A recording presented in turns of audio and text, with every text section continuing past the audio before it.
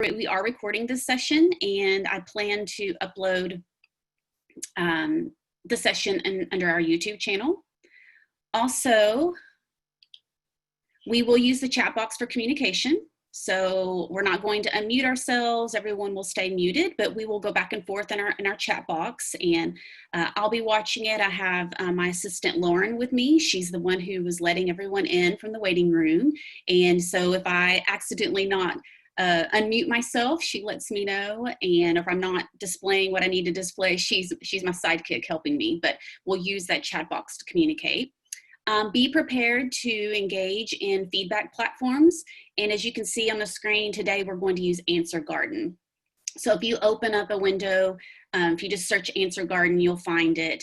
And I'll give you that code each time. I'm not going to go to multiple places because I know in myself when I attend PD, it gets to be a little overwhelming. So we're going to stick to that one. So just know when you open it for the first time and use it, don't close it because we'll continue to, or refresh, and we'll continue to use that same spot. And also we'll use polls. So I have polls here in Zoom that we'll use. So be watching that. It'll just pop up on your screen when I launch it. You select it and submit, and you're good.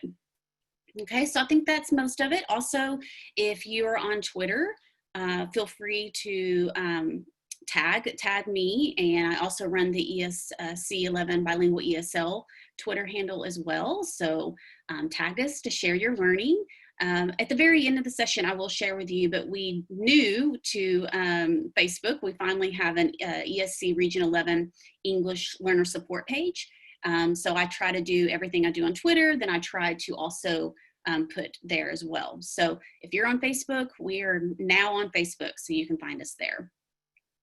Also, real quick before I transition into our day, again, we're together from 9 to 11 today. This is normally a 6-hour session that I do, and we're scrunching it into 2 hours. So, you know, hopefully I have just the right amount of stuff to present today, and we'll see. You're kind of my guinea pigs because I'm not sure. It's hard to take a 6-hour and squish it into 2. Also, if you have ever attended my sessions before face-to-face, I use what you're seeing right now, classroom screen. I use this a lot, and I always have this displayed when my participants come in. This is a free, great tool. They've actually just recently updated it. And if you are going to, if we have to end up having to go back to remote teaching, I would highly encourage you to utilize this. It has lots of great tools, and so I'd encourage you later on to go and play around with this particular platform because it has lots of great stuff. All right, so now we're going to move on into our day.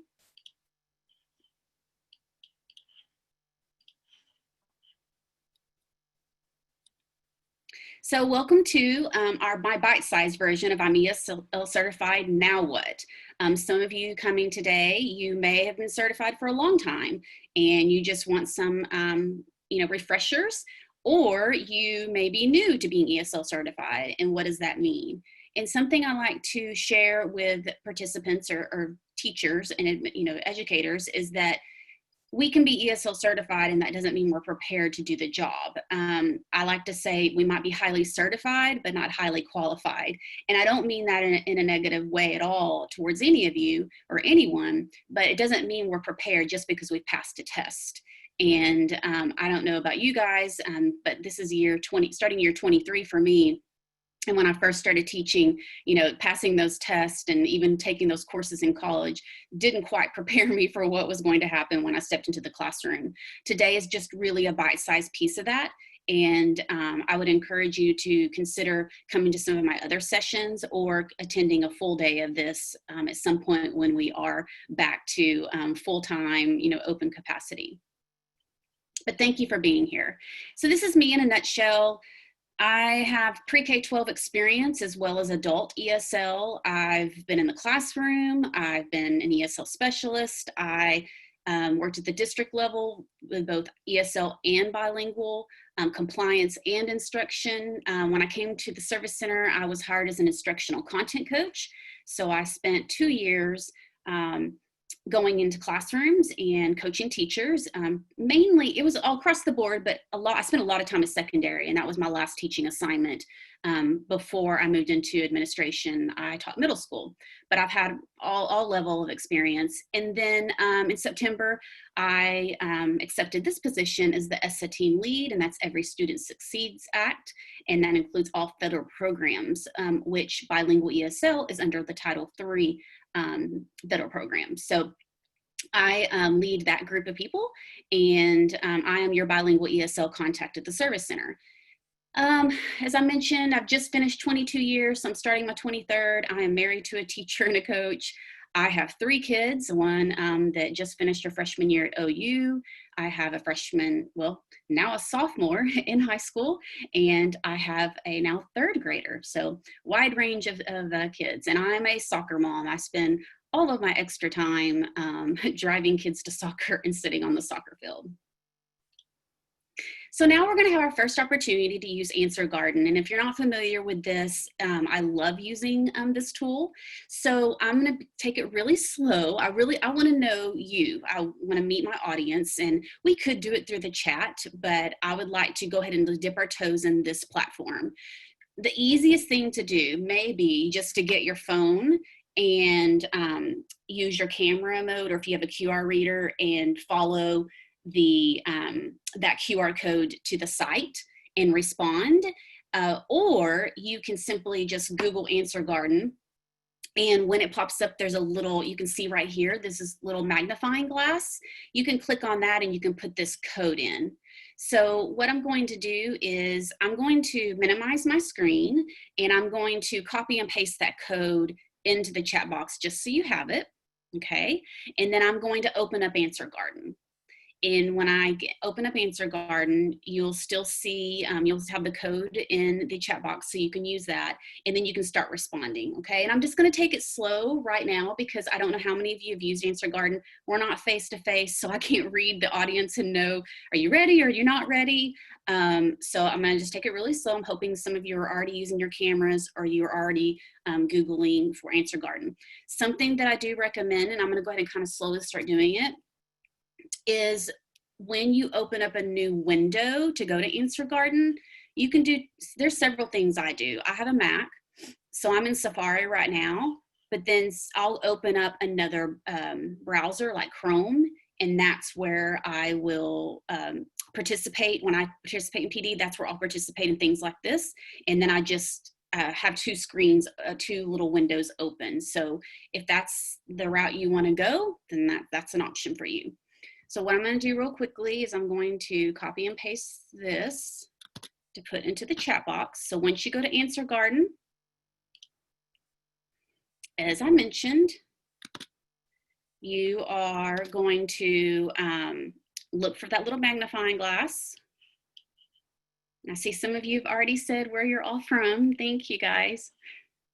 I guess we didn't have to use Answer Garden since you've already told me. We're going to go ahead and proceed, though, just so you have a taste of it if you haven't used it. And so here we are in Answer Garden, and you can see right here, I can click that little magnifying glass, and I can put that number in. And what I'm going to do is I'm actually going to put this number in here so all of you have it. It should display on there. Oh, some of you are already in, yay. Okay, so the number is there in case some of you need it. All right, so wow, we have a lot of districts represented here today. If you'll notice, you will see that some names are bigger and kind of bolder than others, and that's because more people responded with that same response. And so I have a lot of Gainesville ISD teachers with me today, a lot of North Texas Collegiate Academy, Springtown, Crum, Mansfield, Fort Worth, Kennedale, all of you, I'm excited to see all of you here, a lot of different people. And it also depends on how you entered it. So we have another, I see there's another North Texas Collegiate, but they didn't enter it the same way, so it didn't pop up more. But what I love about using with Answer Garden is the question posed can even be like, what's 5 + 5? And you can quickly see if students are responding accurately. So this is a great tool to use, not only, for remote learning, but for face-to-face. So another great feedback tool. And also some of you may say, well, I don't have technology, or we're not a one-to-one district. So my other suggestion is, if you're the only one with a device, you could have students respond on a sticky note. You could enter the data, and then you could show the kids, like, look, these are all the answers that we have. And it's just a real quick check for you, but it can be used in so many different ways. It doesn't have to be a right or wrong answer. It could simply just be, anything, just like this, like, which district or charter are you from? So welcome, everybody. Thanks for joining me. Some of you, I know recognize some names, so I have some repeat people, so I appreciate you coming back and joining me again. If you're still not able to get in, no worries. You can use the chat box and share where you're from.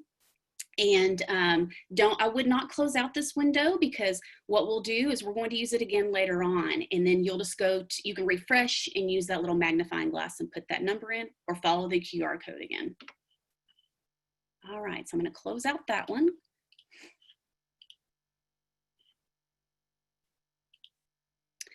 Our objectives for today, we're going to look at the requirements for serving English learners. We're going to look at the characteristics of English learners, and we're going to acquire strategies for supporting our English learners with language acquisition and content, and we're going to apply that to your own situation.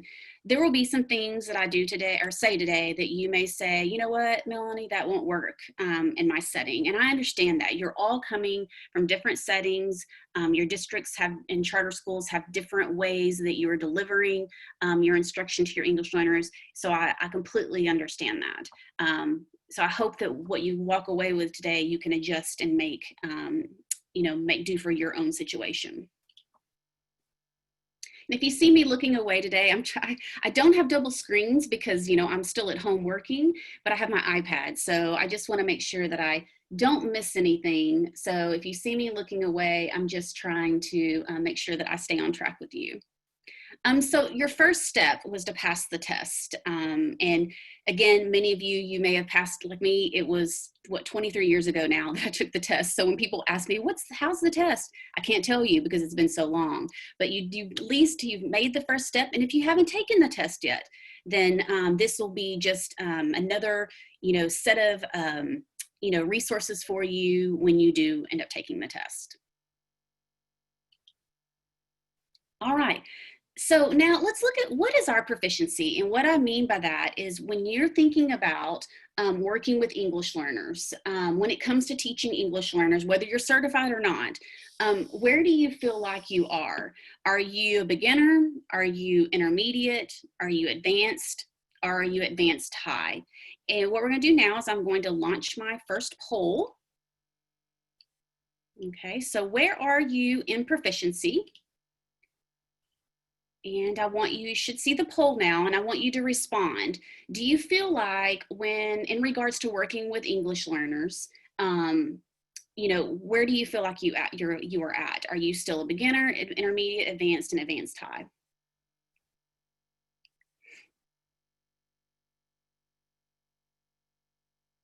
As soon as I see that we have 74 people with us today, and as soon as I see that everyone has had that opportunity to respond, then I'll show the poll so you all can see who we have with us today.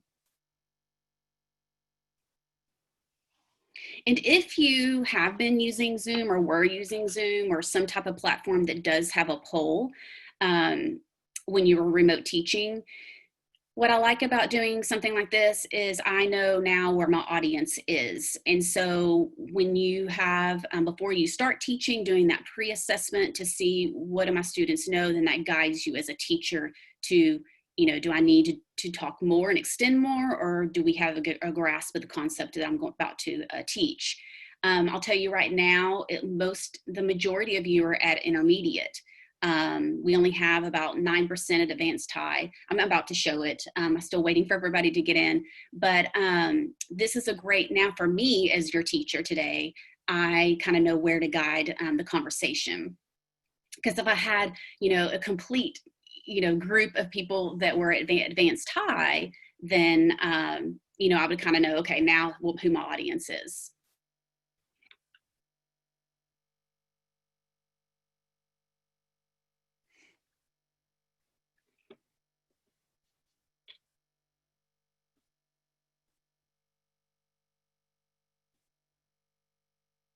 Sorry, guys, I wanted to do not disturb my phone because I'm already getting phone calls from districts.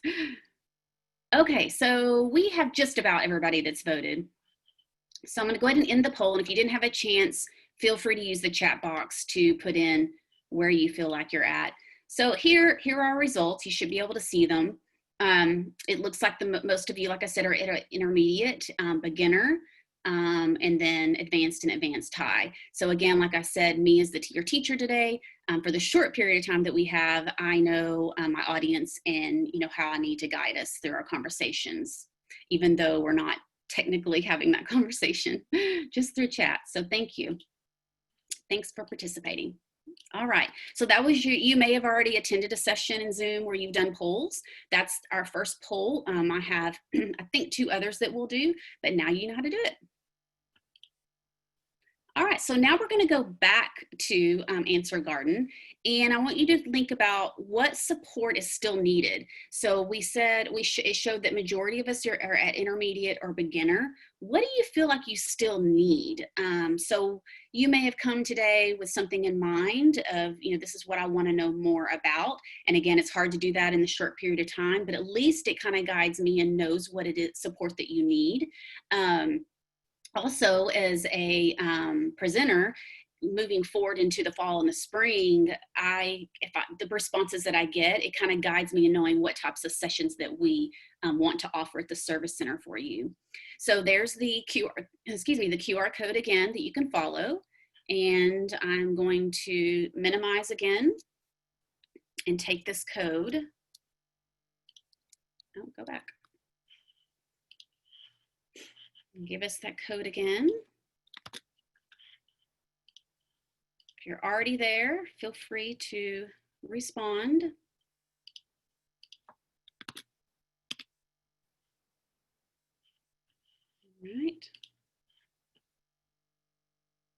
All right, so we're now at, I'm gonna refresh just to make sure, at our second opportunity.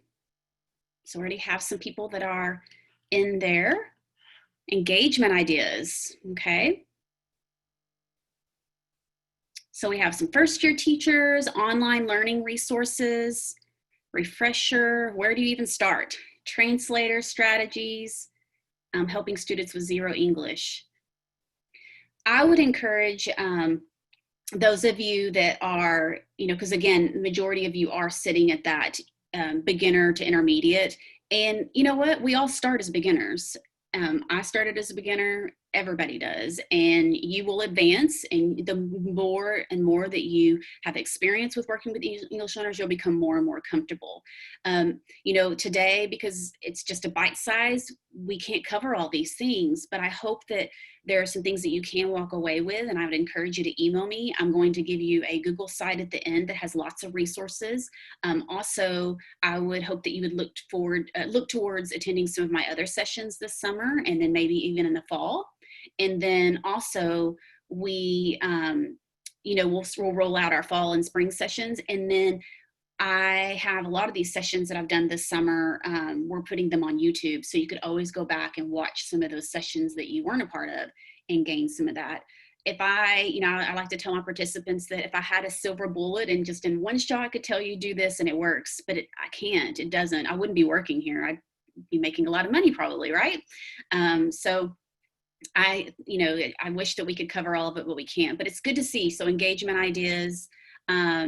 Also, it's hard, but I do try as much as I can to model what I would do in a classroom. Now, are we moving at a much quicker speed? Yes, because we are all educated adults and we all speak English. So I wouldn't, you know, try to mimic the timing or the pacing, but I try to model, I try to talk through. It's a little harder doing it remotely than it is face-to-face, but anyway, all right.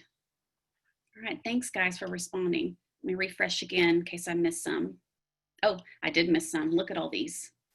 That's the thing about Answer Garden too, whether you use it in the classroom or you're doing it through remote teaching, you have to refresh it because people have responded and look at all these responses. So a lot of what do I do?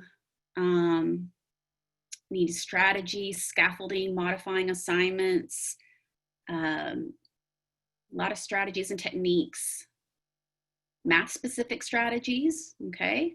Supporting bilingual students. Also, I'll mention it probably at the end, but I want to do, it just popped in my head. If you, I have a 3-hour self-paced independent Canvas course right now that is called, I think it's called Bilingual ESL Program Overview. And it's kind of the whys we have to serve ELs and what to expect. And I would encourage you maybe just to take that, and it gives you a nice overview of just in general the background. All right, guys, thanks for responding. Lots of things. This gives me a good idea of some of the things that we need to present. You know, if you've seen me before, you've heard me say I'm a party of one. And so, and I do compliance for, you know, district level people too. And so I try as hard as I can to offer as many sessions as I can, but sometimes it is hard, you know, just being one person doing it. But this gives me a great idea. In fact, if you guys don't mind, I'm going to take a picture of this real quick because I want to make sure that I can come back to this and capture some of the sessions that we need to provide. All right, so moving back to our session. All right. So now what? You know, what do I do now? Here are the need to knows. Okay, let me just check my chat real quick. Oh, thank you, Ms. Barnes. So someone put in that session. Thank you, I appreciate that. Yes, so it is a kind of, sorry, squirrel, but that that is just a general overview. And I actually created that for people going through the teacher program, just to give them a background. And if you haven't taken your ESL certification exam, I would highly encourage you to look at that, even though it's not technically a test prep. It just gives you an overview of the programs and why do we have to do that. And I will cover some of those things today. All right, thanks guys. Thanks for taking care of me. All right, so some need to knows, the lingo. You know, if you, and some of you, I saw the first year teachers, and so you may not have encountered this yet, but there are so many acronyms people use. And even at the service center, sometimes people are saying something and I'm like, what does that mean? What does that stand for? And so there's that lingo. And so the English learner world is no different. We have that lingo. So what we're going to do now is we're going to try. I always get nervous about trying to do things like this, especially remotely, but we're going to use quizzes. And we're going to take a quiz. And again, this is kind of like a pre-assessment for me to kind of see how much do you guys know. And it's also a pre-assessment for you to go, okay, well, I need to know more about that. So we're going to play the Name That Acronym game. And we're going to do this through quizzes. So what I'm going to have to do is I'm going to have to minimize again.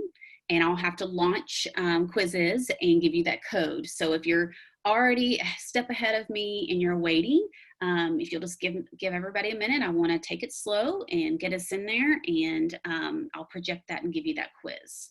Okay.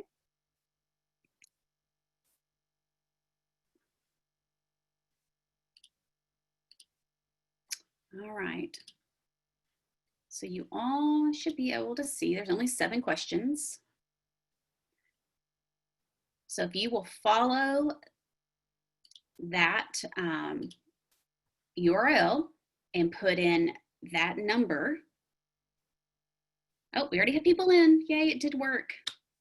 Always makes me nervous. If you have not used quizzes, I know Kahoot's really big and I love Kahoot, but I like quizzes because of the memes. So when you are using it, and you can use it like in homework mode, this would be great for your English learners to even, you know, to do review or to front load information. It could be if they have devices, or, you know, using it at a school, you could put information in that they could, like I said, either front load new vocabulary that's about to come about, you know, you're about to teach, or reviewing it and assigning that to your students. And what it does, it's really cool. Oh, it's a limit. Oh, okay. I didn't know that, guys. Well, okay, so what we're gonna do, I'm so sorry, I did not know that. It's probably because I have the free version. So that's another thing when teaching online, um, is very frustrating because especially the free stuff, it's only limited and we have 71 people in right now. So what I'm gonna do is I'll go ahead and start it. And those of you that I'm so sorry couldn't get in, let's use the chat box and you can just put in your answers there, okay? Um, I can start a second game. I don't know how to start a second game, whoever is telling me that. So I'm not sure how to do that. All right, so we're gonna go ahead and start. So Lindsay Owens is telling me, thank you, Lindsay, for telling me. I'm not sure how to do that. It'll give you a different code. Okay, let's see. I don't know that I'm smart enough to do that, Lindsay. All right, so what I'm gonna do is I'm gonna go ahead and now, Lindsay, and I may like talk to you later and find out how you did that. But for the sake of time and because I'm worried I'll mess something up, I will, I'll go ahead and start it, okay? It's always great in these sessions because I learn so much from other people that are smarter than me. Oh, here we go. Okay, so you should be answering your questions. What you see, if you are still looking at my screen too, you're seeing the leaders.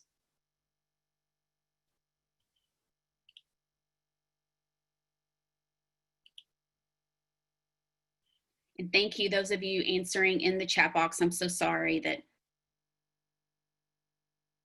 well, you probably can't even see the questions, can you? So, okay, I apologize, guys. Those that, the questions, yeah, some of you are lost and it's because the 25, it only allowed 25 people in and you can't see the questions. But let's see, I'll display them this way. Sorry, guys. Lesson learned.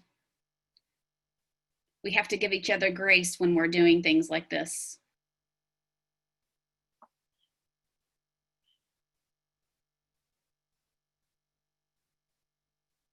I appreciate everybody being so patient. I will know next time what I need to do to fix this.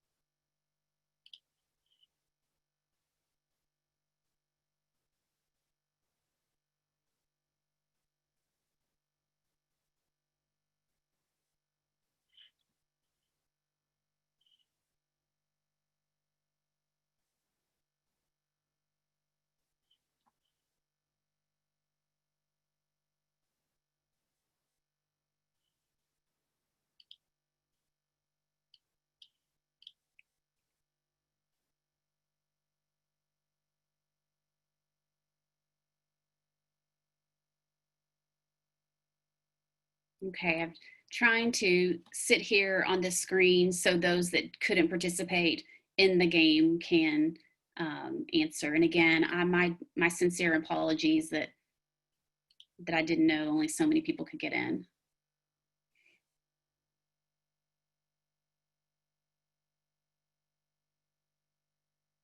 Okay, I think some of us are still responding in the chat. Don't want to change screens just yet in case you're still responding. I'll tell you, the people in the chat box have done a great job answering the questions, so thank you for participating that way. The questions are displayed on my screen, so everybody should be able to see that. Lauren, if everybody can't see what the questions I've displayed, let me know. I can see them. You're good. Okay, perfect. Thanks, Lauren.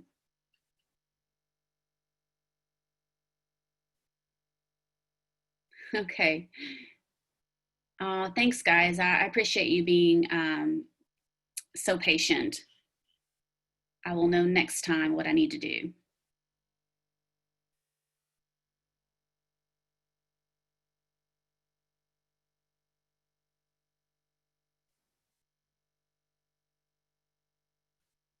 Okay.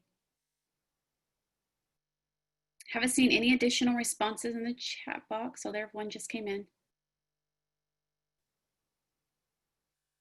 If you can't see my screen, the questions I have, it's displayed right now. It says LPAC and PEAMS.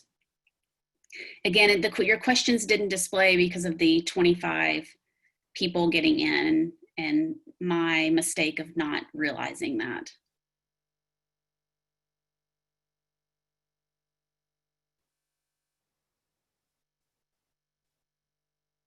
Okay, I'm gonna go ahead and go to our leaderboard. So that means some of you you're about to lose the questions, okay? And I'm sorry that that got messed up. So our leaderboard, looks like our rank number 1 was Garcia, because it's also about how fast you respond. And then we have Tamitha Barker, Cheryl Hawley, Chandler Terry.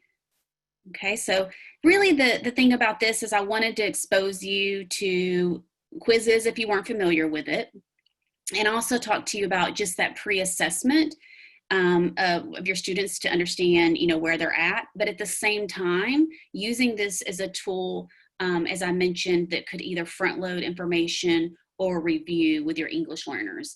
The thing about with your English learners is, they're trying to learn English and they're trying to learn the content all at the same time. And when whatever we can do to prepare them for what is about to come or what we're about to teach, will help them. And then we're also giving a review. It's very helpful. Outlines are very helpful for your English learners. If you know what you're going to be teaching, to give them that type of outline where they can follow along. So this is just another way to do that. And what I like most about this is the fact that I can assign this for homework and or just in class as a tool to review. And where I first learned about it was several years ago. My son was in middle school, was taking Spanish and Spanish 1, and he was practicing. I was like, oh, what is that? That's so cool, your funny memes. And it was in a homework assignment that he was using to practice his Spanish. And so it's been several years ago, but I always love using this. So thank you everyone for being so patient. And there you go. There's that issue with technology. As much as we want to use it, sometimes things don't go exactly how we have planned. So here are the commonly used acronyms. LEP or LEP is what you will hear, Limited English Proficient. That is an indicator. And what that means is in PEAMS, that is at the very bottom, our Public Education Information Management System. In PEAMS, when a student is identified as an English learner, then we code them in PEAMS as LEP. But that indicator can be turned off and on. It's not like well, even in special education, they can be, arted out, but still it's not the same. Like just because I'm LEP right now doesn't mean I might be LEP next year. I like to explain it as like, like if you break your foot and you have crutches and a cast, so you're not going to have that forever. And maybe eventually you get rid of one crutch and then maybe you get rid of the other crutch. And now maybe you get rid of the cast and it becomes a walking boot. And then, even you have the walking boot for a while, and then eventually the walking boot comes off and maybe you still have to do physical therapy.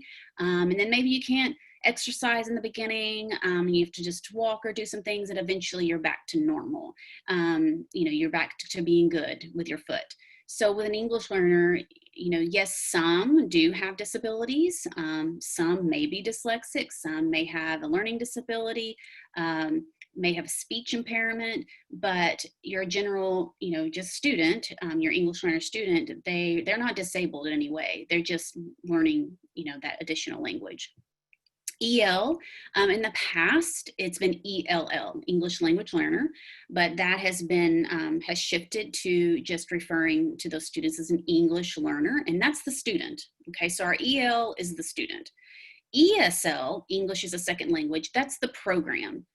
So your LEP identified student, EL, is maybe participating in it. Okay, so that's the program. When you hear people say ESL, they're talking about a program. And parents can deny the program. So just because you have an English learner does not mean they're participating in ESL. They may not be. The parent may have denied those services. BE is bilingual education, and that is, it can be a one-way program, which is only English learners, and they're all learning English and then another language. All of you probably realize we have Spanish, but in the district that I came from, we had Vietnamese as well. There are also, there are other districts around us that have Mandarin Chinese in Region 11. So there's a rule of 20. So just so you understand why you might have bilingual in your district. If you know what, I'm not going to go into that yet because I think I have that on another slide. I'll go into further detail about that later. I forgot I had that in today's session. But again, the same with bilingual. We may have a Spanish bilingual program. A student qualifies, but a parent says, nope, I don't want them in that. So then we offer ESL, and they may or may not participate, or they may deny those services. So those are the programs, okay? HLS is the home language survey. Every student that enrolls in the state of Texas, or actually in the US, completes one. And if another language is indicated on either of those questions, what language is used by the student, what language is used in the home, then that triggers the identification, or the LPAC. And so then we assess that student. And it's not just a social language test, it is academic as well. And so if that student is not fluent, then they qualify for either ESL or bilingual. LPAC, that's your Language Proficiency Assessment Committee. That consists of an administrator. Typically your AP is one that serves in that role, or smaller places it might be the principal. Then it is also an ESL or bilingual educator, and it can be the classroom teacher. And then the big one is there's an LPAC parent. So it's a parent of one of your students participating in the program. And that parent cannot be employed by the school district either. It can, so it's a parent of a student participating in either ESL or bilingual. That's your LPAC your parent rep. And then PEIMS, that's the Public Education Information Management System. Some of you may not understand this, but ADA, that's your attendance. When students are in school, that's how that PEIMS and that coding is how we generate money for programs. So it's how we generate money for attendance. It's how we generate money for the ESL bilingual, special education, 504, you name it. So that's where we go in and, we code students in particular ways. All right. So what else do you need to know? You need to know your student's story. It's very important that in order for you to really have a good understanding about, how do I serve my students, is you need to know what their story is. And I was always that kind of nosy teacher, like, especially at middle school, like, tell me what's going on, like, what's happening, or, tell me about your religion. Tell me why are you wearing that around your wrist? Why did you shave your head? Like, I was always asking those questions because that is what helps me as a teacher to connect with the students, build relationships with them, and just really, have a good understanding of where they're coming from. We have many students, believe it or not, who are coming as refugees. And I had 2 boys, and if you've attended my refugee session, which I normally do in the fall, I share stories of students that I had in my previous district that were refugees from Burma. And 2 boys, I'm not going to go into great detail yet because I want you to come to that session, but 2 boys were on a boat for 21 days without food and water. And they were, I think one was 12 and one was 13. And then they were rescued, but then they were sent to prison. And they were in prison for 6 months. And then finally, Catholic Charities, there are divisions all over the world with Catholic Charities, and they intervened. And the boys ended up coming to the US, no parents, no family, didn't know each other, and were placed with a foster family. Those boys, I would, happy to say, graduated this year. And so just knowing the story, if you have students who have endured such hardship, probably your math assignment's not really going to matter to them. And so we really have to make those relationships and those connections so it will matter to them. Refugees are your highest group of students who, truancy officers have to go out and, check on, why aren't you in school? Because they're just glad they're alive and they're here. So knowing your student's story, we all have a story, we all do. But for majority of us, we have never endured some of the things that some of our students have. So just knowing that. So know your students' stories before you teach them, and don't forget to tell yours. Humanizing the teacher for students builds connection. And I love, if you're not following educator Dorina Sakman Ibu, I'm not sure if I said her last name correctly, but she talks a lot about social emotional learning and trauma. I follow her on Twitter. But it's very important, like I just said, to know them, but also for them to know your story within what's appropriate. If something that's happened to you is not something children should hear, then we wouldn't want to share that. But just really sharing your story. Another quick example is I had a student that I taught in middle school. When he went to high school, he got into a lot of trouble, got into drugs, and was hanging out with the wrong people. And he ended up at DAEP, was not going to graduate, was in trouble. And I would go and visit him and try to tell him, look, you got to snap out of this. And he just kept saying, but, I didn't want to be here. He was from Venezuela.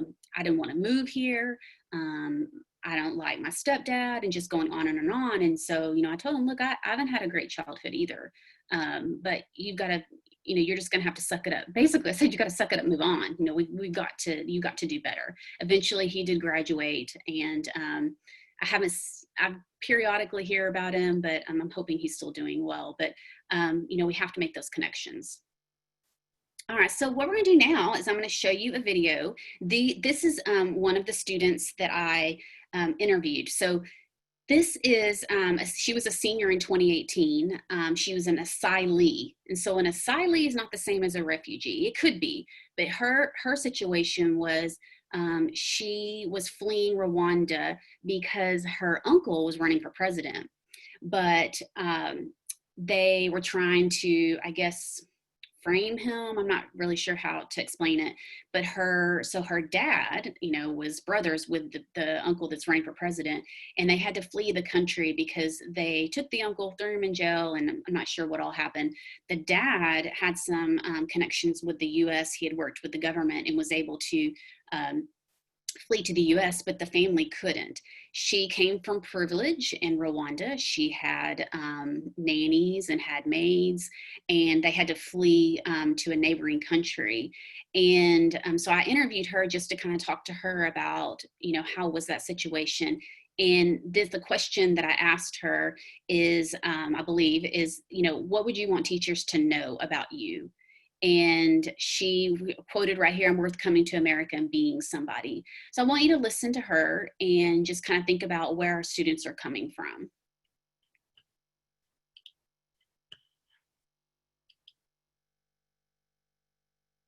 And what else was frustrating? Like, was there anything else that beyond that, did you feel like the teachers, knew that you were smart and knew that you had been in school? And did you feel? Nah, I feel like I had to prove myself.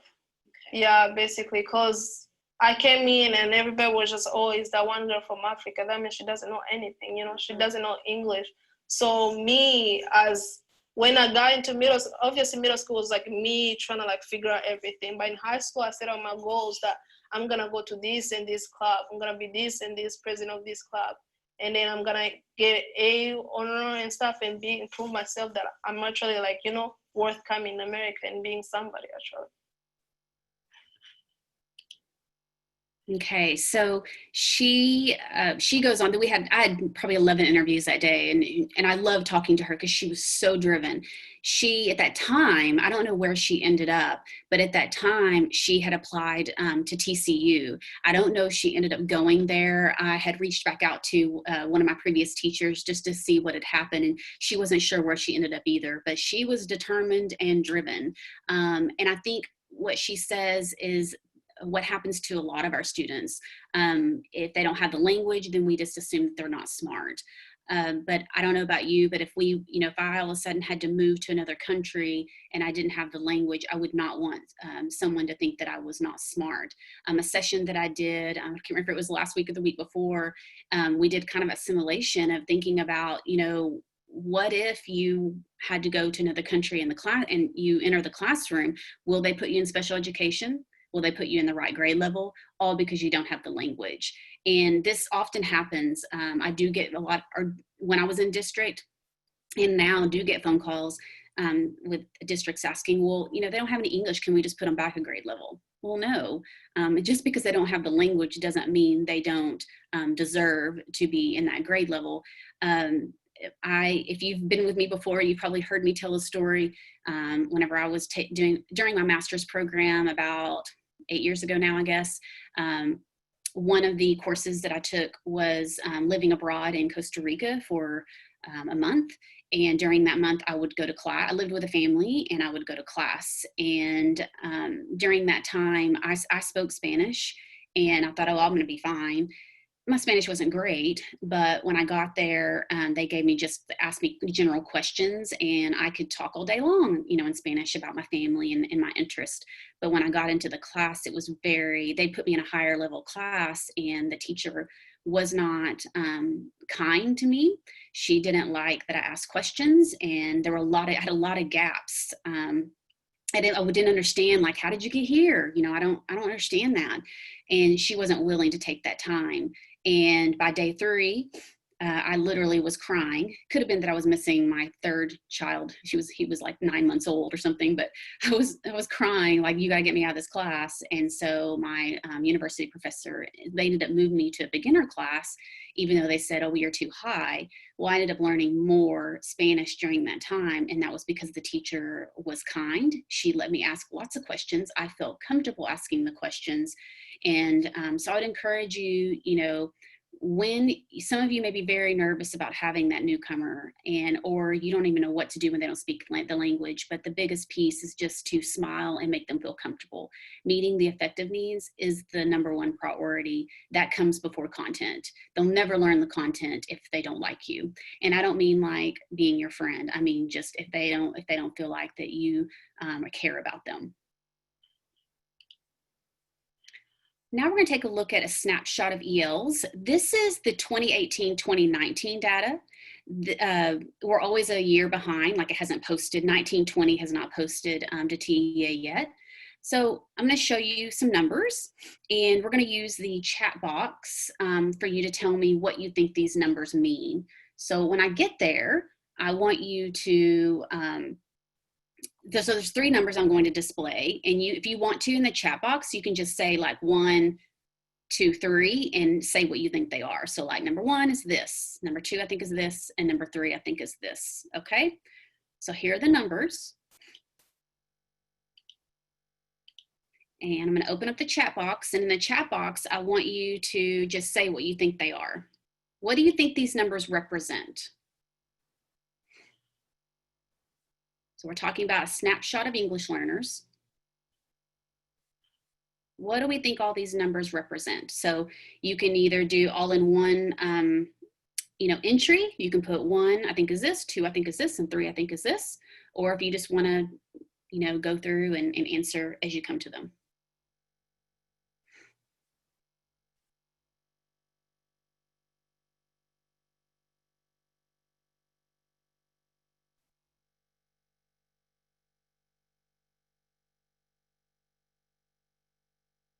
So I see some different things about the first number. Some say they think it's the total number of students in schools. Some think it's the number of ELs in Texas. Total number of ELs. Student population. Or beginner proficiency levels. Non-ELs. The second one, I see a few think it's the ELs in school, ELs in Texas, unidentified ELs.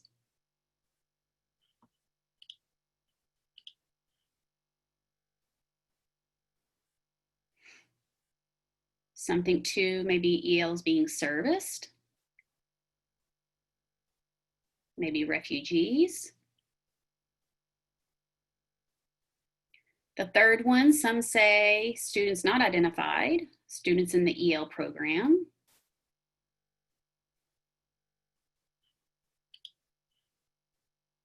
I'm going to just mute myself and let you guys respond because we have 74 people in, so it might take a minute to get everybody in here.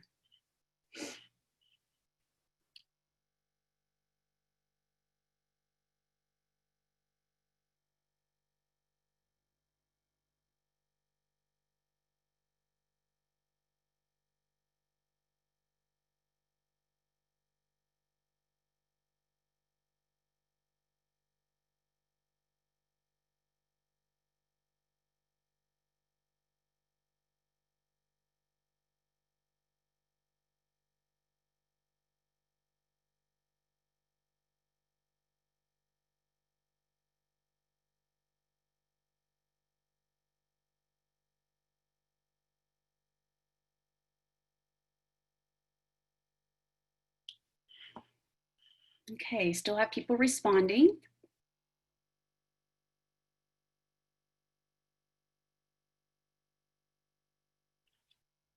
All right, looks like it's slowed down a little bit. If you are still in the middle of responding, feel free to go ahead and continue doing that.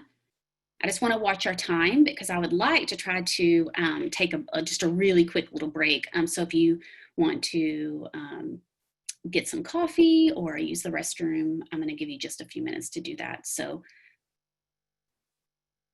okay, so continue doing it. And so now what I'm going to do is I'm going to show you what do these numbers mean. So your top number, that was the number of English learners identified in 1819. That number has increased. There are a lot of students who do go unidentified.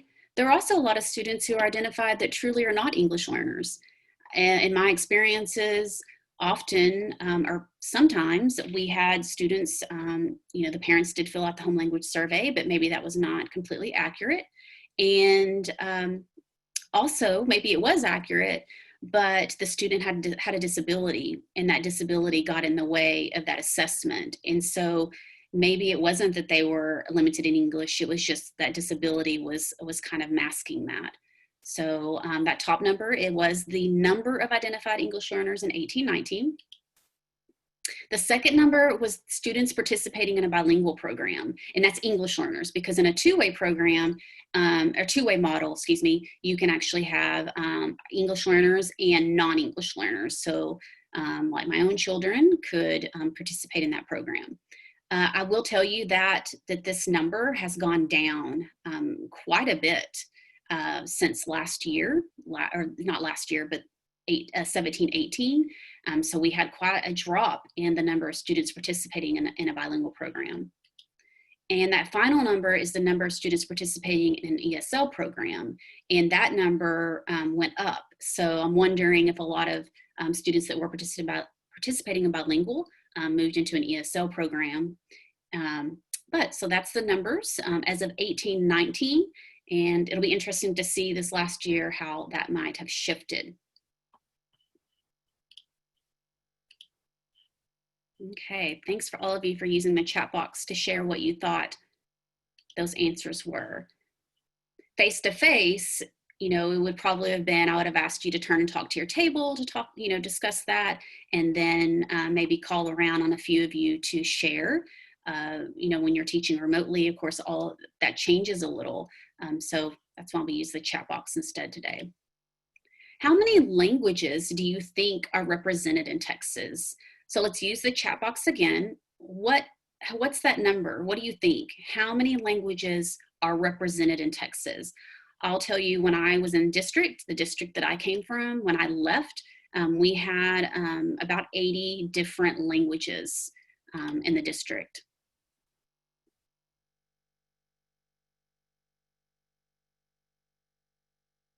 Some of you have the right number, so I'm wondering if you've seen this elsewhere. Wow, so lots of different responses, 100, 200, 300, 125 plus.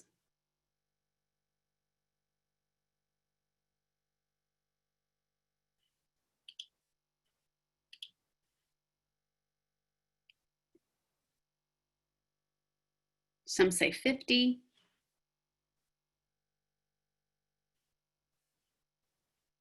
All right, so some of you, based on your response in the chat box, may be surprised at the number that I'm about to display. And this number probably isn't, I would say, 100% accurate anyway, because there are a lot of different ones that we still are not aware of. Okay, I still have a few people responding. All right, so I'm going to show you. There are over 120 languages in Texas schools. There are some languages that whenever I was in district, some students that would come and we would need a dictionary, their language wasn't even a written language. You know, a lot of times your students will not have, cannot read in their native language, but there are a lot of different languages. In PEAMS, which we talked about earlier, where we code the language, and PEAMS only goes up to so many languages, and after that it's 99, and that means other. So even in PEAMS, we don't have every language listed. So there are a lot of languages. And again, this is just, you know, over 120. I don't have the exact number as of 1819, but there are a lot of languages. And if you're ever interested in, you know, what those languages are, you can Google like PEAMS. I don't remember, PEAMS language code, I think is what you could Google, and you can go in there and you can see all those PEAMS codes and what languages that are there. But again, like I said, not all of them are sitting there. And so someone's saying, you know, when they were taught in their campus, they had so many languages. And whenever I left a campus, in the campus that I was at before I moved to middle school and then on up to central office, I had 25 different languages alone. And I always used to giggle because the office staff, when a new student would come, they would ask me to come down and help register. And they would always say, "Oh my gosh, I didn't know you spoke all those languages." And I would kind of laugh and say, "I don't. I can speak Spanish." But, you know, it was more about me just being patient and helping the people register. But it always made me laugh because so many people have that perception. "Oh, you're an ESL teacher? Oh, so you must speak a lot of languages." Or, "Oh, you must speak Spanish." Well, that's not a prerequisite of the job. It doesn't mean, you know, I need to speak another language. It helps, definitely helps when you speak another language, but we're here to teach English. So, you know, it's not a requirement like it would be for a bilingual teacher. 90.29% are Spanish speakers. And our other prominent languages in Texas are Vietnamese, Arabic, Urdu, Mandarin, Chinese, and Burmese. Vietnamese, as I mentioned, we had a Vietnamese program in the district that I came from. It was very hard in the beginning when we started the program to find teachers because there was no Vietnamese bilingual certification. And so that becomes very tricky for school districts when you do meet that threshold, which we'll talk about in a little while, and trying to find teachers to provide those programs. So those are our other prominent languages. That is not all. We have way more here in Texas, as you can see, with over 120, but those are the other prominent you know, languages that we do have. All right, before we move to our next activity, I'm going to minimize and put classroom screen back on, and I'm going to put, I think we can do 5 minutes, and I don't want to get us behind, but I also want to give you an opportunity to go to the restroom, to maybe get a drink, or if you have children at home, make sure they're not burning your house down. What I'm going to do is I'm going to minimize and go back to, let's see here, maybe before we go to activity. I'm going to minimize and go back to classroom screen, and I'm going to put a timer on of 5 minutes. Oh, that's not what I wanted to hear, sorry. And maybe I'll get it to work here in a second. So if you can just come back at 10:05, about 10:05, and we'll get started for the rest of our morning together, okay? Maybe I'll get this to work. All right, so if you can come back at 10:05. So I'll see you back here in a minute, okay? I'm gonna mute and turn off my camera.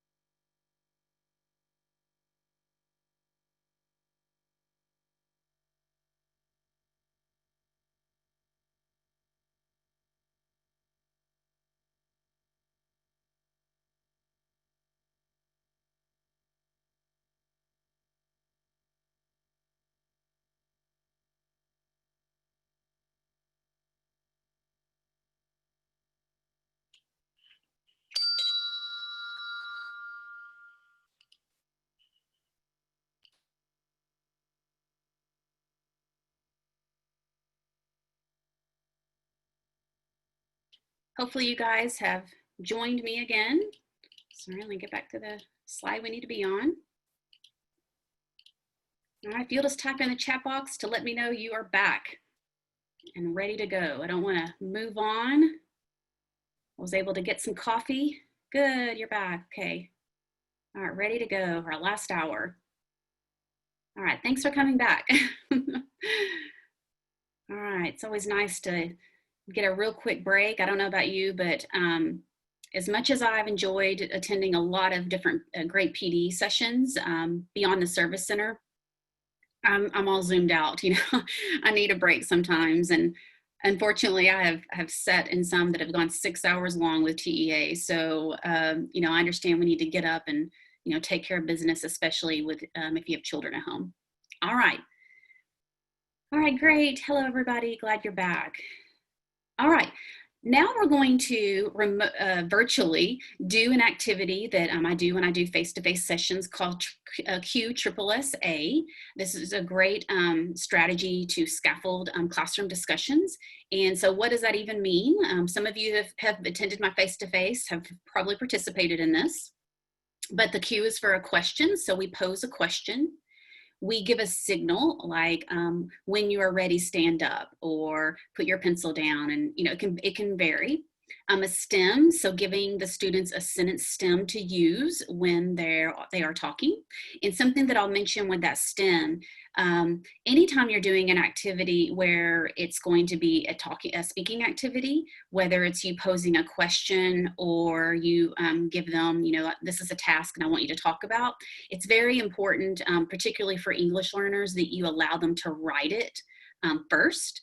It's also good for any student, but in particular, if I don't have the language and I have a sentence stem, I can write it on a sticky note. And whenever I, get up to talk to my partner, I can use that sticky note to, follow. It's also great for shy students or students that get nervous about when talking to others. I can just sit and look at my little sticky note or my paper. So I would encourage you that before you do talking activities, you allow students the opportunity to actually write what they want to say. And then share. So we're going to, you would share with a partner, with a group. And then finally, assess. Assess doesn't mean I'm giving you a test. It's just in general to kind of get a, a formative assessment of, okay, where are we at with whatever I'm asking, okay? So we're going to attempt this virtually.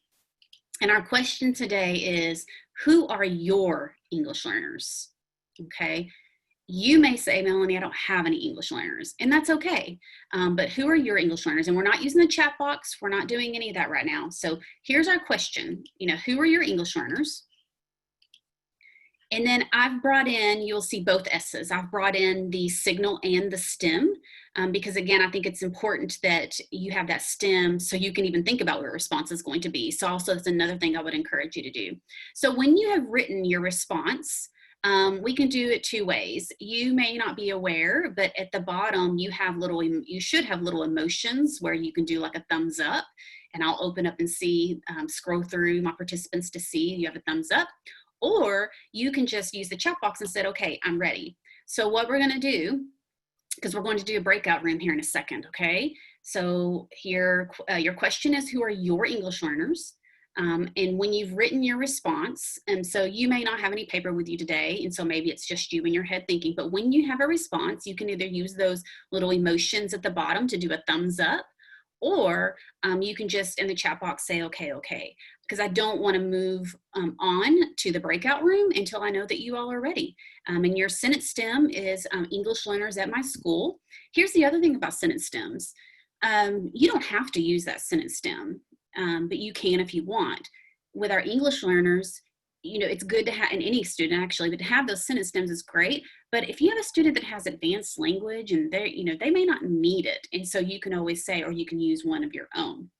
But at least that gives your students an opportunity. So I'm going to be quiet, and I want you to either use your thumbs up or your okay. And I'm going to scroll through. I'm going to try to scroll through my pictures and see if any of you have used a thumbs up. Oh, yay, somebody figured out how to use a thumbs up. Thanks, Emily. All right, yay, so you found the thumbs up.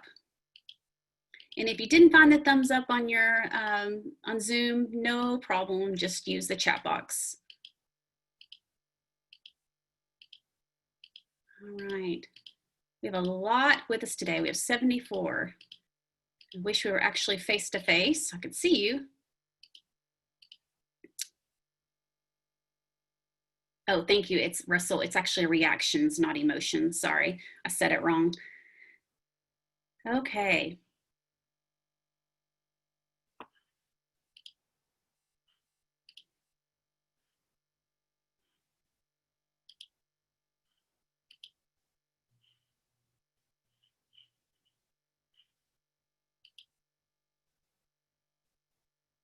I'm still letting you all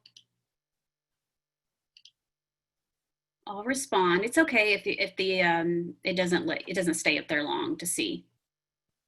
I have 74 people in here, so I can't really see everybody anyway.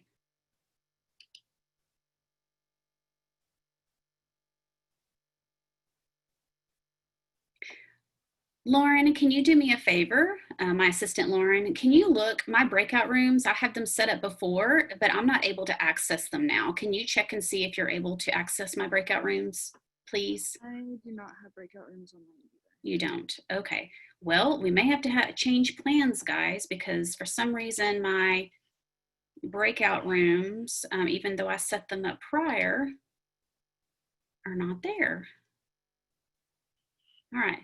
If you'll give me just a second, I'm going to let all of you, oh, you have to exit the share screen. Thank you so much. See, that's why I need people in here with me. Oh, there they are. Thank you, Tamitha. I appreciate your help. I did not know that.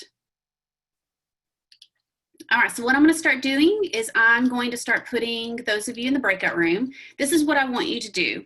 So hold on real quick. Let me stop that. When you get into your breakout room, if you haven't done this before, you don't need to do anything. It's going to just take you there and it'll bring you back. The timer I'll put a timer on there and then it'll just automatically shut you out of that room and take you back to me. Okay, so you don't have to do anything. But what you're going to do when you get into your breakout room is just share. You're not going to have a whole lot of time because we don't have a whole lot of time together today. But just real quickly, you know, hi, I'm Melanie. I'm from ESC Region 11. The English learners I have are this. They come from this place. Or I don't have any English learners. Just real quickly share. I'm going to put about 4 to 5 people in each breakout room. So as soon as you get in there, you can show your video, or you don't have to show your video, and unmute yourself. If you don't want to show your video, totally understand. When I'm not presenting, I'm not wearing makeup, and I'm usually dressed, you know, in athletic wear. So you don't have to, but just unmute yourself and share. Okay. All right. So here we go. I'm gonna start.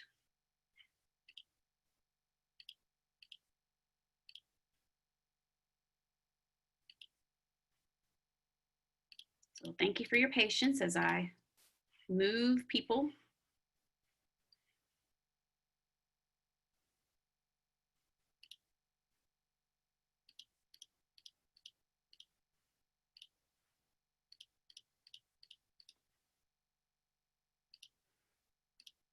The thing about breakout rooms when if you're doing Zoom with your kids, is you can have all this set up before. But since I don't know who's showing up each time, I can't do that. Thank you for your patience as I've got to click through 70 something people to put you in rooms. I set up about 20 different rooms, so there's only about 4 to 5 in each one. Oh, did I get everybody? Oh, nope.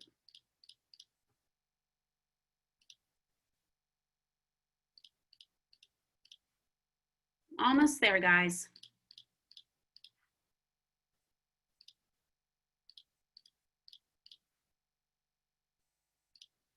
All right, we're there. All right, so I'm about to send you to your rooms, and I will bring you back. We're going to set up, let's see, your breakout room. I'm going to give you about 4 minutes, okay? And I will tell you that if your 4 minutes end because I know how it is. It becomes that awkward silence. So we've already shared and we've already said. You can always just leave and come back to the room. Okay. All right. There we go. See you in a bit. So we're talking about our English learners in our classroom and our school.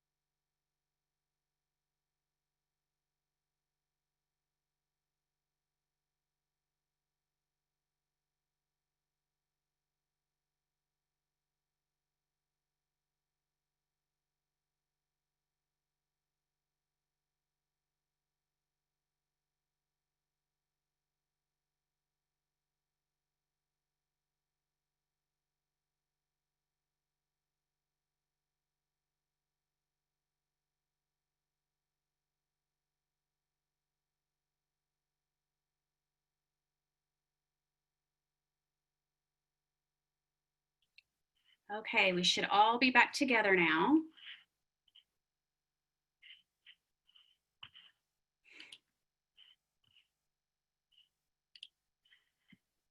Melanie, a lot of them I have to readmit, so they might take a minute to. Okay, that's all right. We can hold on a second.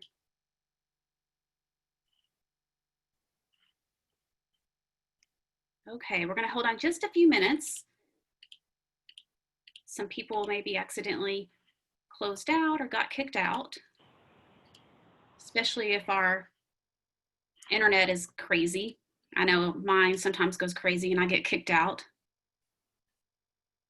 Oh, when you went to joining. So yeah, something issue. So I'll be very transparent with you. This is the first time I've done breakout rooms in a session because it always makes me nervous with so many people. And so I appreciate those of you that have helped me through it.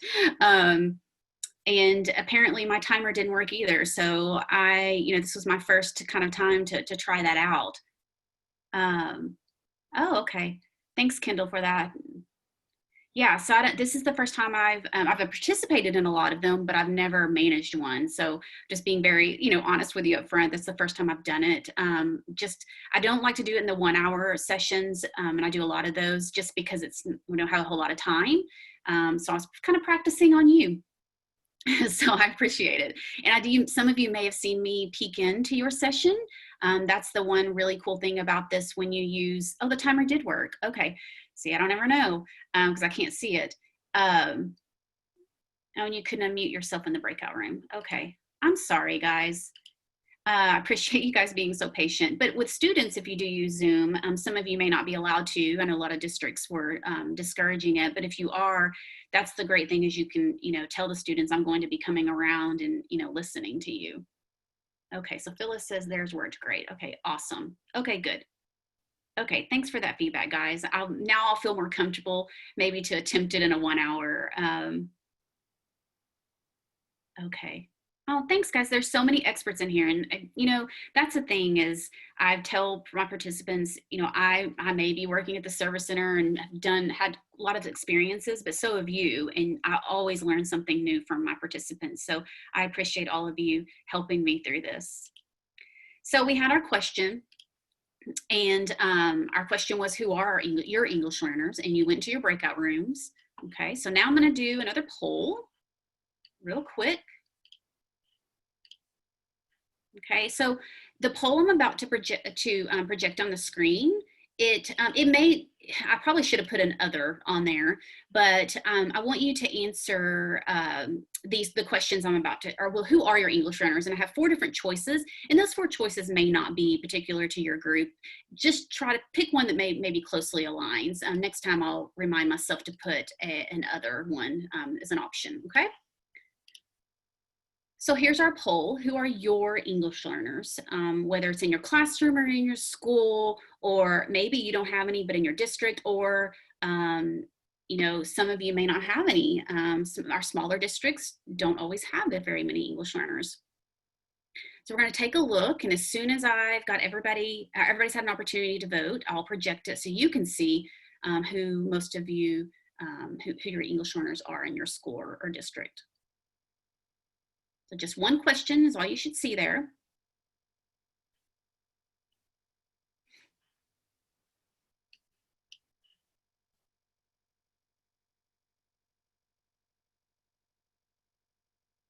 And yes, some of your classrooms are going to potentially be a mixture. So it could be a mixture of, my school's United Nations, and I have long-term ELs, and I have some with high proficiency.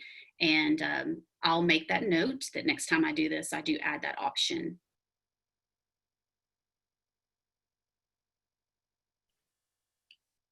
All right, we only have about 82% that have voted. So I'm going to allow others to put in their vote.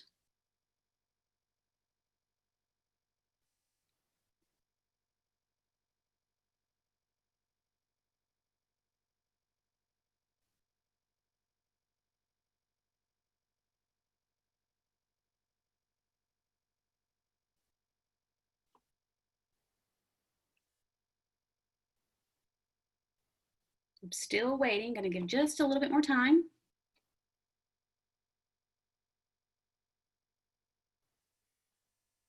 All right, for the sake of time, because we are nearing our almost under 30 minute mark, I want to make sure we get through everything. So I'm going to end the poll. So I'm sorry if you didn't have that opportunity to do that.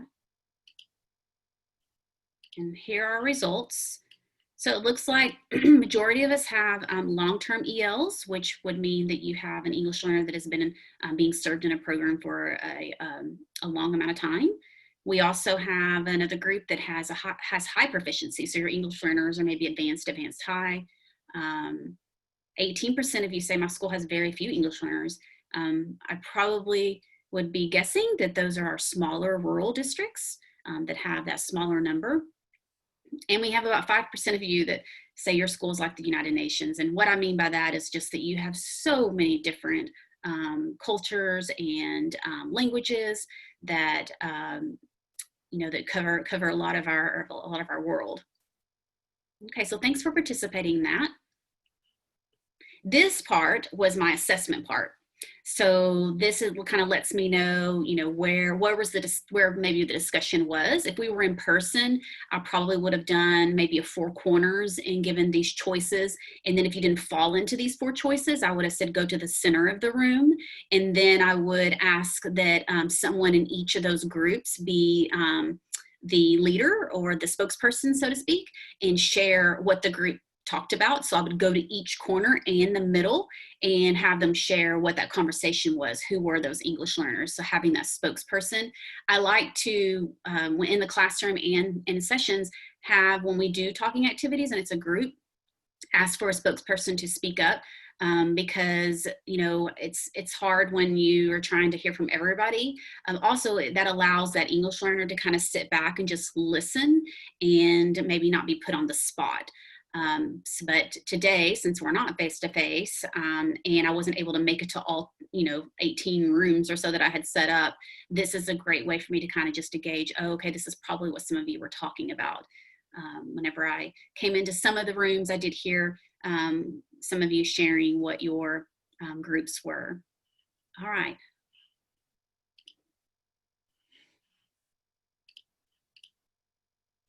So as mentioned earlier, every student has a story, and we heard from the one student that I interviewed, and just, a short period, part of her sharing with us what she wanted teachers to know. But every student has a story, just like we do. Oh, go back. So they could be an English learner, they may be a refugee, an asylee, an unaccompanied minor. We didn't talk about that today. The session that I do provide refugee, asylees, and unaccompanied minors, we do talk about that. An unaccompanied minor, you may have heard stories over the last few years of students coming from Honduras, Guatemala, coming up across the border unaccompanied. And a lot of times it's their situation is just so dire that their families literally just send them and to come to a better place. And one boy that I interviewed in my previous district, that I share his story in the refugee training, he actually fled on a train and came across the border that way. And when he went to get on the train to try to get across, he'd never even seen a train. And he literally jumped on this train and had to stay awake because he was worried he'd fall out or that he would be hurt by other people doing the same thing. Eventually, he made his way to Texas, but he didn't stay in school very long. And in the interview, he actually starts crying because he's so worried about his sister and mother because there was no father and he was the one taking care of them. I tried to keep up with these kids, and whenever of course, this has been 2 years ago now, but when I went back to the teacher, asked how he was, he had actually ran away and they couldn't find him. So hopefully, maybe he went back home. Hopefully he wasn't in harm's way, but that's kind of a long story, but that's an example of an unaccompanied minor. SIFE, that's students with interrupted formal education. So that's a student that maybe they have not received any formal education in their home country, or they were here and they've left for long periods of time and had no education and have come back. So you might hear that word SIFE, and that's students with interrupted formal education. That is not particularly that does not mean when a student just transfers from one school to another. So they go from here, we have some students that bounce around.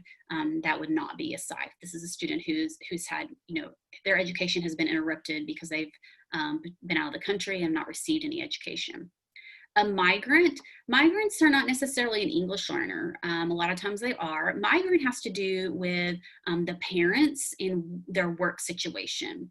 So a migrant, their family may move between Texas and California to work in certain agriculture. It's agriculturally related, and so they move based on their parents' work in agriculture. So we do have migrants, out in Region 11. We have a migrant program. And we have people at the service center who do, that is a group that I do oversee.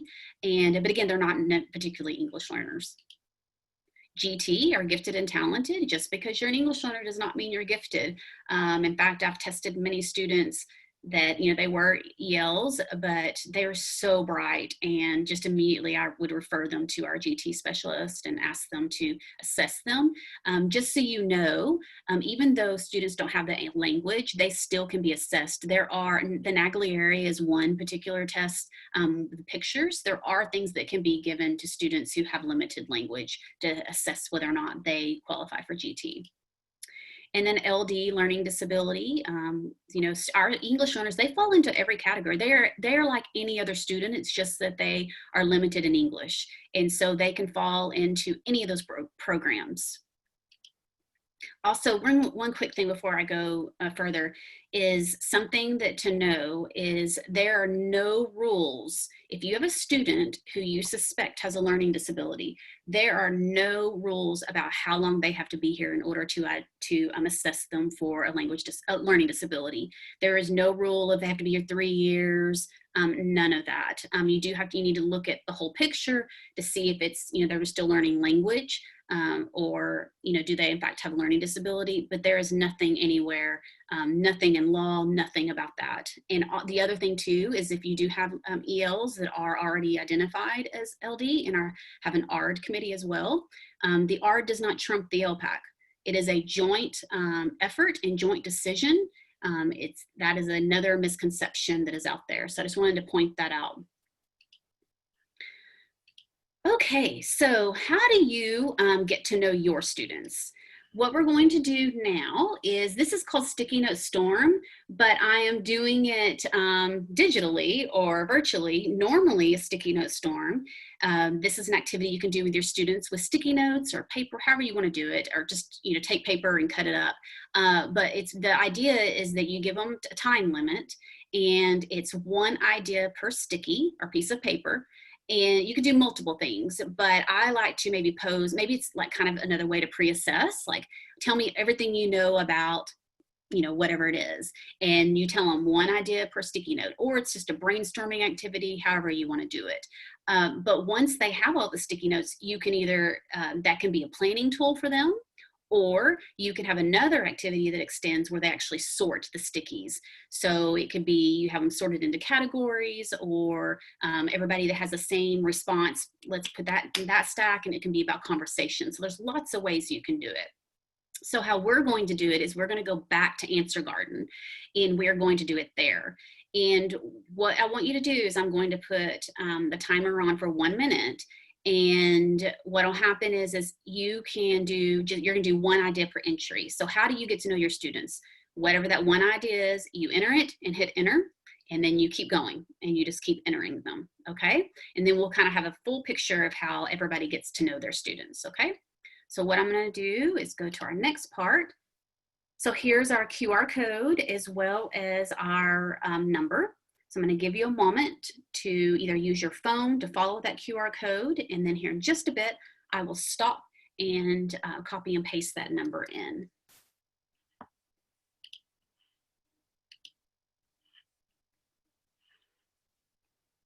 And if you think, God, it's so boring, she keeps using Answer Garden over and over. The reason I'm doing that is just to make it easier on the students, because it's, you don't want to have too many places that students have to go if you're teaching remotely or even face-to-face, because it gets to be frustrating. And I've been in some sessions where, not at the service center, but just some sessions where I'm frustrated because there's too many windows I've got to open, and then I'm trying to make my way back to the Zoom. So it can be tricky.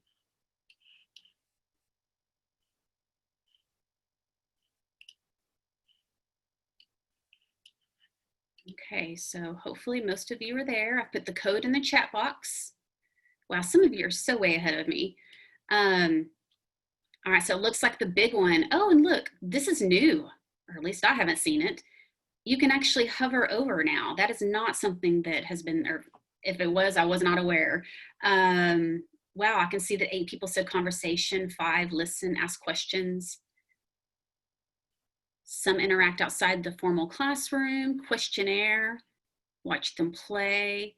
Yeah, if you teach elementary, particularly early childhood age students, just sitting down when you're doing centers or they're playing, that's a great opportunity to chat with your kids.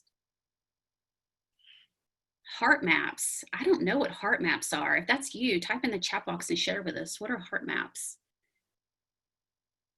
All about me, activities, lunch with them. Refresh again. Asking questions is a big one. You gotta be nosy. Tribe circle games. I don't know what that is either. Those of you that have put some of those different ones in there, I'm interested to know what those are. The morning meeting. Morning meetings, I did those with middle school kids real quickly. I mean, it doesn't have to be, long. And I know if you may teach 6 or 7 periods a day of 30 plus kids in secondary, but just real quick check-in. And maybe your check-in is through Answer Garden. If your district allows cell phones in the classroom, this would be a great way just for kids to check in. Or I've seen some people use Google Forms where they check in, have kids check in that way and just answer a few questions, especially at secondary where maybe they don't want to share anything with you. I'm gonna refresh one more time. And then I'm gonna take a picture of all your responses because I wanna come back and read in more detail those responses. All right, so I hope that you're reading through some of these as you wait, or maybe you're still entering.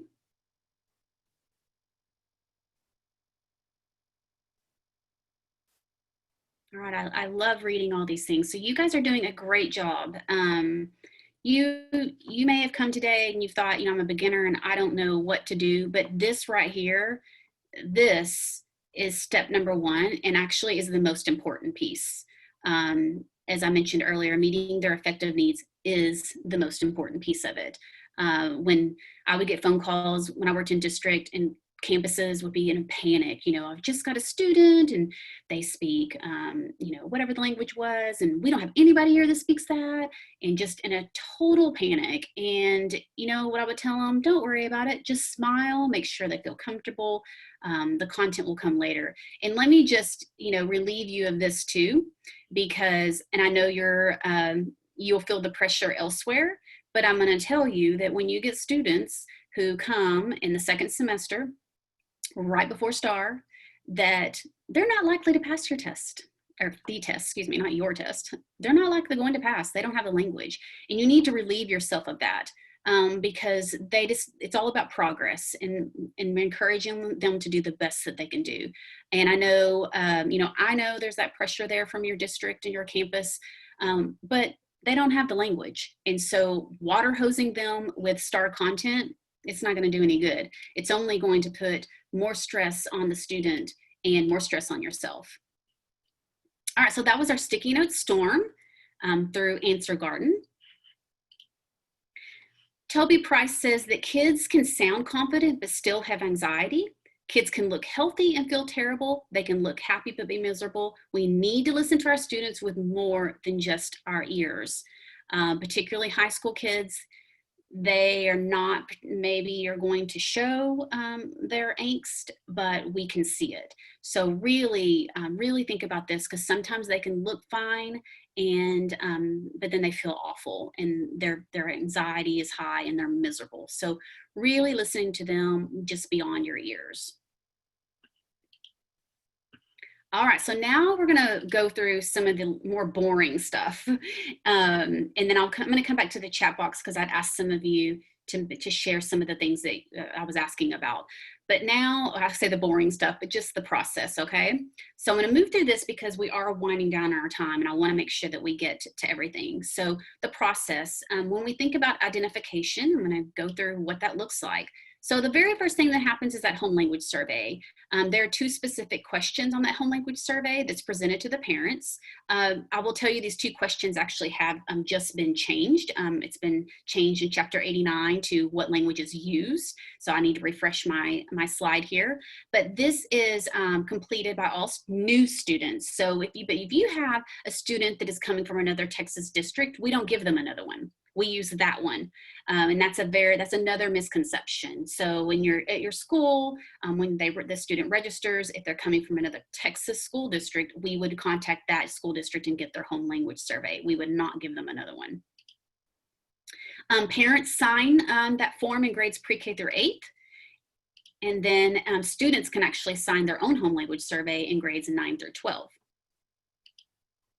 Testing for identification, we can test only if the language other than English is indicated on the home language survey. We can't go, well, you know what, they are, this, and their parents are this, and I don't know why they're not tested. Well, we can't do anything with that home language survey unless that home language survey has another language. In fact, after 10 days upon enrollment, they can't change that home language survey either. So it's very important that at the beginning when they register that they understand that. That home language survey is permission to administer the test.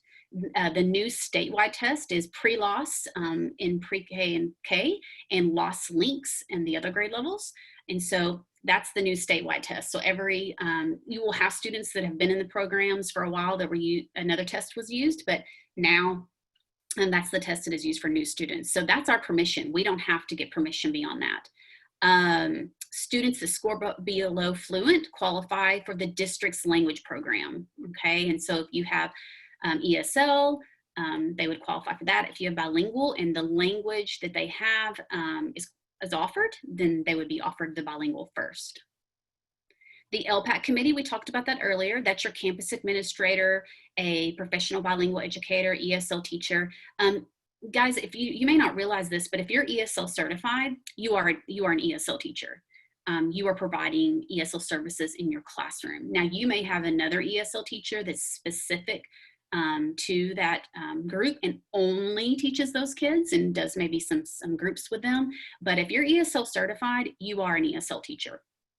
Also, it consists of that parent we talked about. That parent cannot be an employee of the district.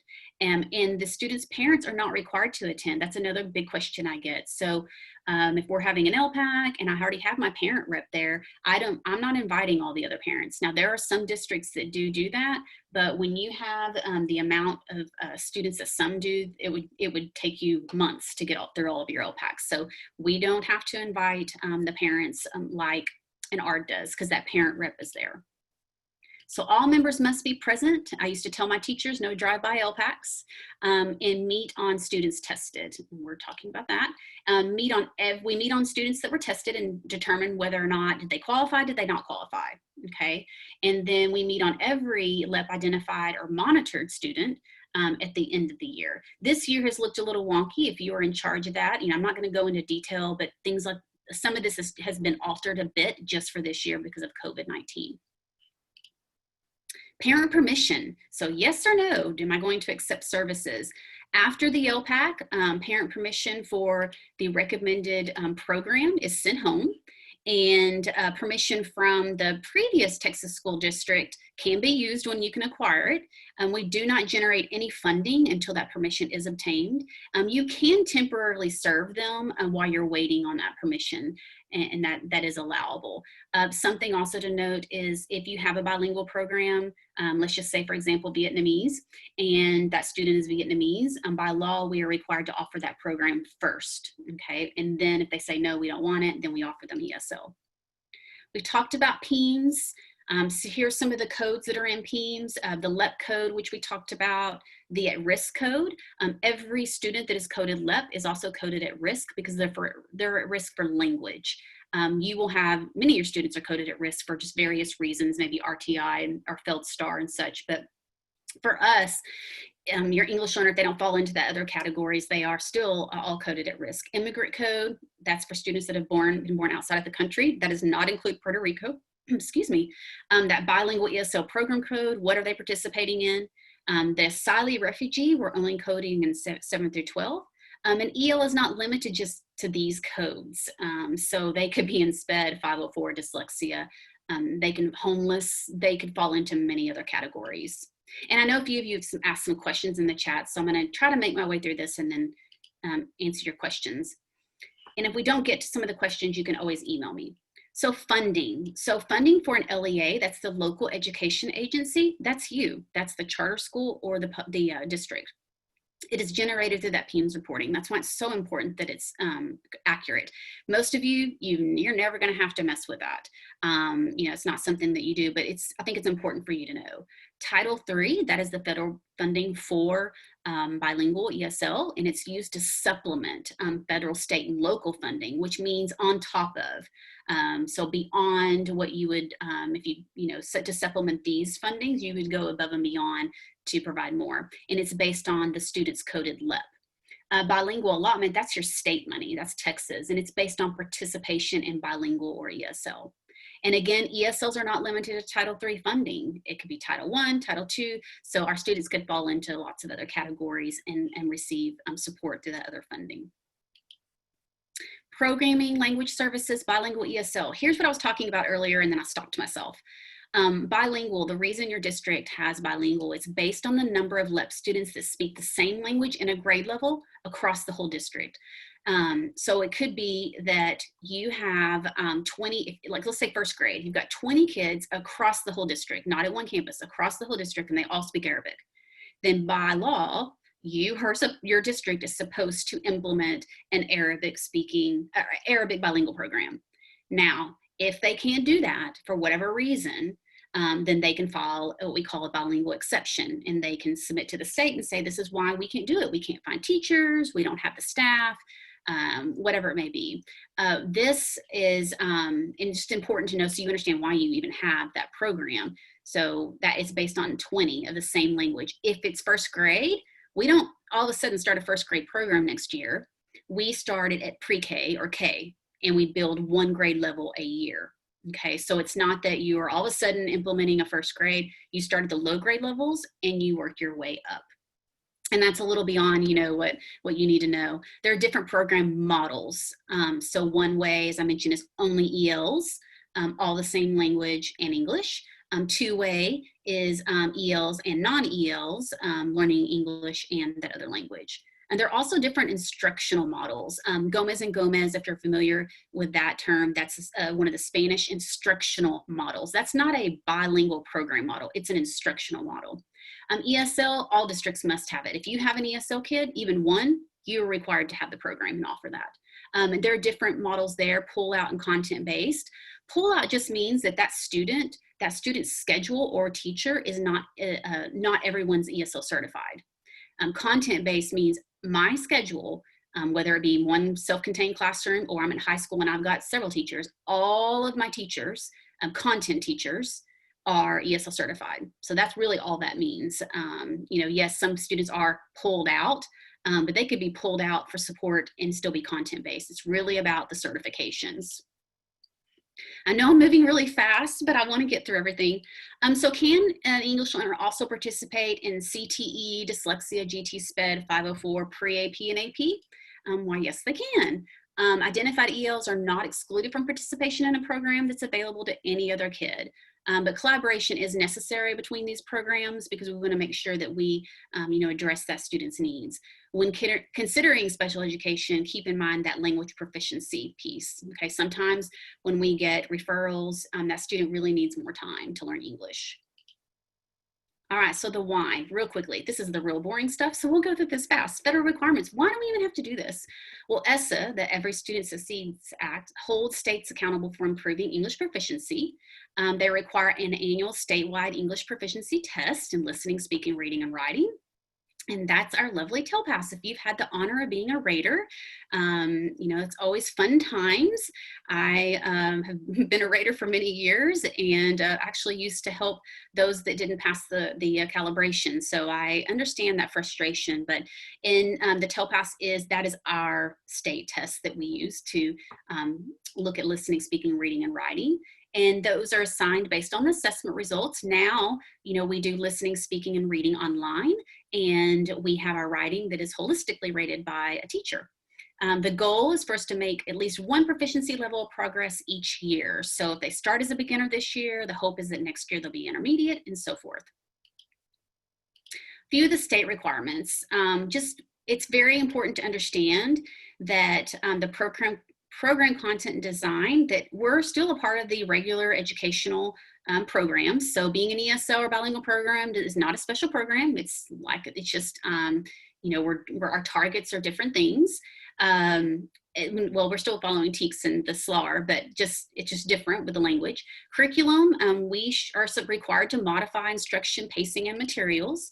And then the ELPS, the English Language Proficiency Standards, those are so I like to explain it this way. The TEKS or the text, that's the what, that's the content. The ELPS is the how. It's how are we going to deliver the TEKS. We're going to do it through listening, speaking, reading, and writing. And actually, the ELPS are required. It's law that we address those in our instruction. Some other courses that are new, pretty new, is ELA and ELDA. You may have heard about this. Something to know is they're not required at this time, but in 7th and 8th grade, that is English Learners Language Arts. So that teacher is ESL certified and ELA certified. And then at high school, it's English Language Development Acquisition. And that's really, and these two courses, if your school has them, are really meant for your new, you know, recent immigrant, newcomers into the school. All right, so how are we going to do it? So what should it look like in the classroom? I've given you a QR code, and in my follow-up email, I'll send you the link to this. But these are the look-fors. So when we talk about beginning and intermediate, I'm not going to read through them, but we've got listening, speaking, reading, and writing. These are some suggestions for teachers and what they can do to accommodate for their English learner. Okay, so I'm not going to, I know I'm moving fast. So now I know that probably if I do this again, I need to probably take out some things, even though that's hard to do because we feel like everything's important. But I want to get to some of these questions that I see in the chat box. So that's for beginners and intermediates. These are some look-fors for advanced and advanced high. So if I have advanced high students, here are some ways that I, as a teacher, some behaviors that I can address those students in my classroom. And you're going to get a link to go back and look at this later, and you can print it out or just save it to your Google Drive or save it to computer so you can look at later. All right, so I was moving really fast because I wanted to get to your questions. So I'm going to look at the first question. So when somebody is asked, what's the difference between one-way and two-way? So one-way dual language program or bilingual program, that is when the only students that can participate are English learners, and it's one language. So Spanish, if your district has reached that 20, whatever language they have program they have, it's only English learners participating. Two-way is when it's English learners and non-English learners. So it's English learners and my children that are native English speakers. So it's both. Let's see. Another question, if a student transfers from another Texas school, do they need to bring?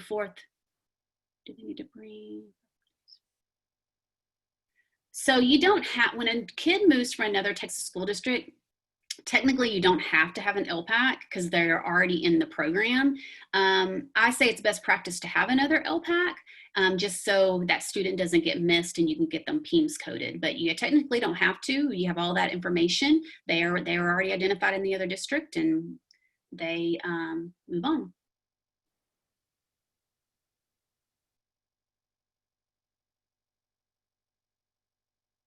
So somebody's asking, you know, a non-speaker they had, and she would hug them all the time. And how do we create that bond during current situations?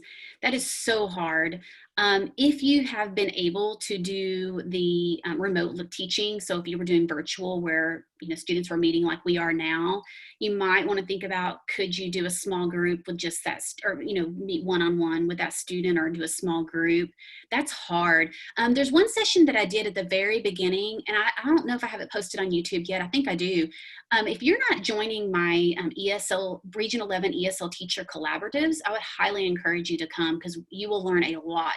I have people present from around our region, teachers just like you. Highly encourage you to come. But you know, some people have been mailing letters or postcards to their students. You know, that's really hard during our situation. Okay, so I wanted to get to some of these. I was asking about the ideas earlier on how you connect. Someone says they do a t-shirt all about me activity and hang them on tiny clothespins. That's really cute. Heart maps, that was one I wanted to know. Used to teach theme. YouTube has some awesome guides and how-tos. Okay, thank you, Christine. I'll have to look at that. Okay, let's see if there's any other questions. So we have someone that's asking, they're not ESL certified, and they want to know how difficult the test is. If any of you have had experience, feel free to type in the chat box. I will tell you that in 2021, that test will be changing. They are working on the ELPS, the English Language Proficiency Standards, are being updated, and they are waiting for those to be completed before they update that test. But the person that asked that, I believe, I don't quote me on it, but I believe we have I think it's free, but I could be wrong.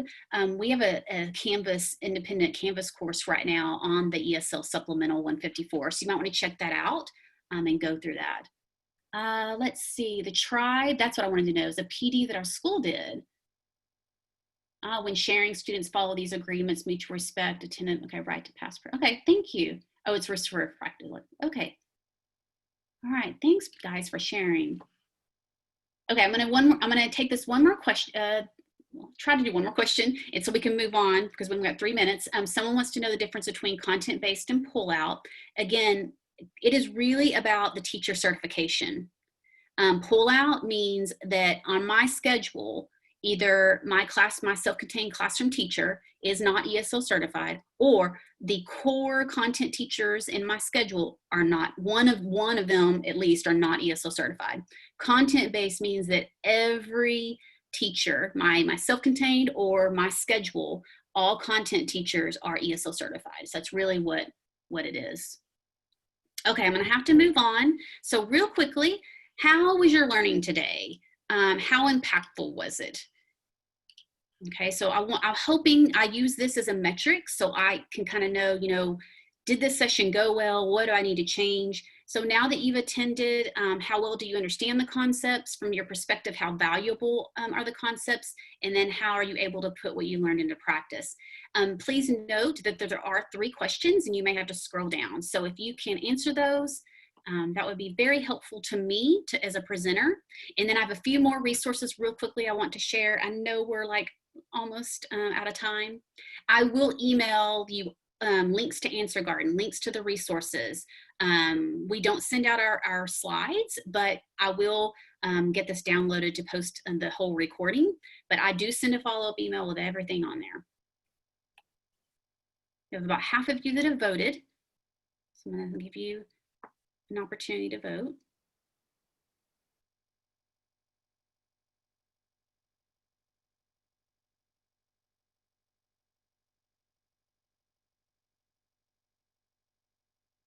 So some of you are asking about the ESL supplemental. What I'll do in my follow-up email is I have a Padlet that has all the resources there. They're all, I mean, you can get them too, but they're all in one place. So I'll make sure and I add that to the follow-up email so you have those links. We have about 82% that are still voting. Very excited to show you, this is our new logo that I had designed for our program. You can follow us, as I mentioned, on Facebook. It's ESC Region 11 English Learner Support. Also the Twitter handle, and then that is our YouTube link. And again, I'll send all of this out. So don't feel like you have to hurry and either take pictures or write it down. I will send those links to you. Still are about 91% voting, so I'm going to keep going and let you continue to vote. This is the English learner resource site that I have, and you'll see it has listening, speaking, reading, writing, and vocabulary. It has a whole lot of different things on here. So I would encourage you to go there, and you can share that with whomever. If you find a really cool thing that I should add, feel free to email me and I will add it to it. It's a living document, so it continues to change. So please check that out. We're still at 91% voting, so I want to leave that open. This is an image of an artist, Ed Hose, it's actually a she, had painted, and I asked permission to share this in my sessions, and just really kind of reiterating that you can make a difference. One person can make a difference, but all together, you know, we can make such much more of an impact. So just want to give you that encouragement as you start thinking about next year. And there's so many uncomfortable unknowns, and I understand that, but just know that we know that you're doing the best that you can, and I want you to keep that up. Finally, this is my contact information, my email, Twitter. There on the my right-hand side is our ESC 11 site page, and I'll send you a link to that in the follow-up email. But on the other side is Succeeding in a Diverse Classroom SMORE. And if you are not familiar with that, or you're not a part of that group, please, you know, if you want to be added to, you can follow it, or if you want to be added to that, you can just email me your email address, and I can add you to that group where you will get, the poll should still be there. You may have hidden it. Sorry, got distracted.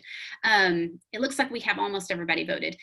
Anyway, the SMORE, if you want to be added to that, just email me your email and say, hey, I want to be added to that. And it's a monthly SMORE that I put out. I'll send you the June link so you can see what that was about. But again, thank you. I'm sorry we're over.